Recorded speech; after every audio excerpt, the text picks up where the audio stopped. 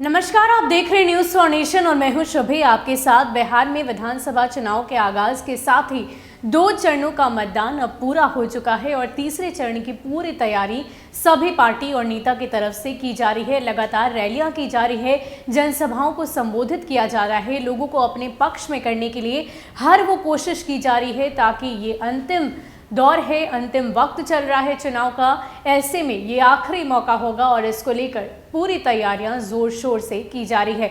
लेकिन इन सब के बीच अगर हम तीसरे चरण के मतदान की बात करें तो इस बार 15 जिलों के 78 विधानसभा सीटों के लिए मतदान होने हैं।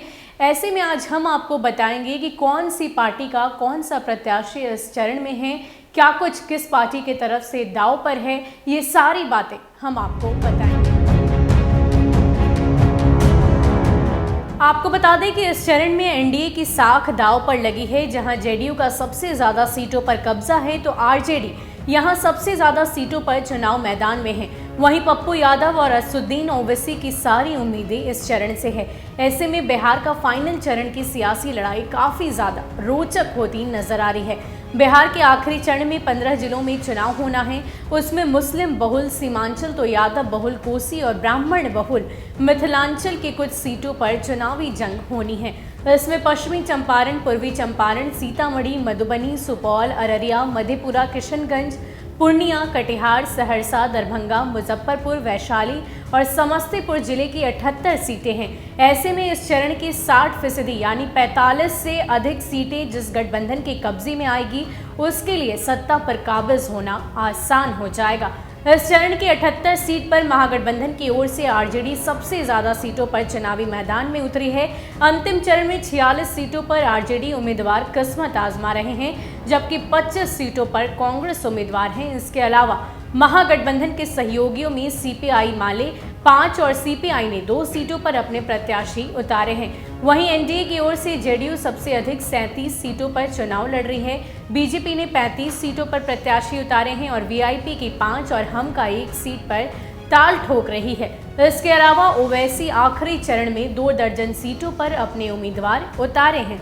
बिहार के फाइनल चरण की 78 सीटों पर चुनाव हो रहे हैं। उनमें सबसे ज्यादा सीटों पर नीतीश कुमार की पार्टी का कब्जा है। 2015 में महागठबंधन के संग रहते हुए जेडीयू ने 17% वोट के साथ 23 सीटें जीती थी, जबकि आरजेडी 16% वोट के साथ 20 सीटें जीती थी।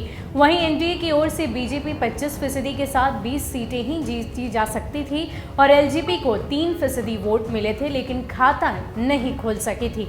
इसके अलावा अन्य को 3 सीटें मिली थी और सीपीआई माले को 1 सीट पर जीत मिली थी। इसके साथ ही हम आपको बताते चले कि तीसरे चरण में ही विधानसभा अध्यक्ष विजय कुमार चौधरी समस्तीपुर के सराय रंजन से उम्मीदवार हैं। इनके अलावा नीतीश सरकार के 8 मंत्रियों के चुनावी भाग्य का भी फैसला इस दरमियान होना है। इनमें सुपौल से ऊर्जा मंत्री विजेंद्र प्रसाद यादव, बेनीपट्टी से मंत्री वीरेंद्र नारायण झा, दरभंगा के बहादुरपुर से खाद्य मंत्री मदन सहनी, मुजफ्फरपुर में सुरेश शर्मा, लौकहा से लक्ष्मेश्वर राय, रुपौली से बीमा भारती, आलमनगर से नरेंद्र नारायण यादव, सिंहेश्वर से रमेश ऋषिदेव और कल्याणपुर से महेश्वर हजारी के नाम हैं। वहीं अन्य प्रमुख उम्मीदवारों में केवड़े से आरजेडी के अब्दुल बारिश सिद्दीकी, बिहारीगंज से शरद यादव की पुत्री सुभाषिणी यादव, सहरसा से पूर्व सांसद आनंद मोहन झा की पत्नी लवली आनंद, मधेपुरा से जेडीयू के निखिल मंडल, नरकटियागंज से कांग्रेस के विनय वर्मा, रामनगर से पूर्व मंत्री राजेश राम के नाम हैं। इसके अलावा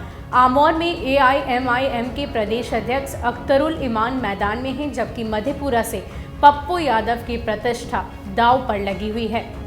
तो आपको बता दें कि जो तीसरे चरण के मतदान होंगे वो 15 जिले के 78 विधानसभा सीटों के लिए होंगे और ये आखिरी फेज है, इसलिए ये काफ़ी ज़्यादा रोचक और महत्वपूर्ण बताया जा रहा है। और आपको ये भी बताते चले कि सीएम नीतीश कुमार के 8 दिग्गज मंत्रियों के भाग्य का फैसला भी तीसरे चरण में होना है। इसके साथ साथ पप्पू यादव और साथ ही साथ लवली आनंद जैसे जो दिग्गज सियासी गलियारे के नेता हैं उन सभी का फैसला तीसरे चरण में हो जाना है। और इसके साथ साथ ही 10 नवंबर को मतदान के रिजल्ट आएंगे, चुनाव के रिजल्ट आएंगे। अब देखना दिलचस्प होगा कि उस वक्त क्या कुछ फैसला जनता की ओर से लिया जाता है, जीत का सेहरा किसके सर पर सजता है। फिलहाल के लिए इतना ही। ऐसे ही अपडेट्स के लिए आप हमारे साथ बने रहिए और देखते रहिए न्यूज़ फॉर नेशन। नमस्कार।